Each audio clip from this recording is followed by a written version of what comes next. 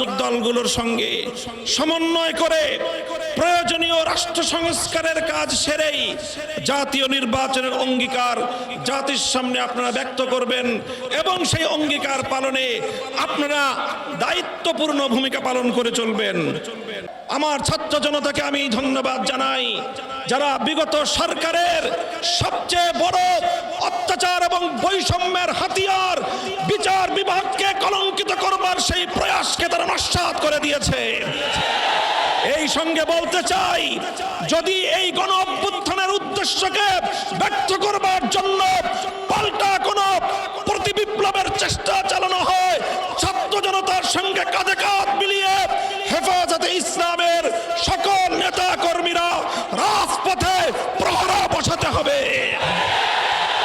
যেভাবে ট্রাফিকিং ব্যবস্থার মাধ্যমে গোটা দেশে আমাদের ছাত্র জনতা নির্বিশেষে জনগণের যেইভাবে সেবা করে যাচ্ছে স্বাগত জানাই। অনতিবিলম্বে ট্রাফিক পুলিশদেরকে দায়িত্বে নিয়োজিত করবার জন্য সরকার এবং প্রশাসনকে যথোপযুক্ত দায়িত্ব ভূমিকা পালন করার উদাত্ত আহ্বান জানাই। শ্রদ্ধা ভরে স্মরণ করছি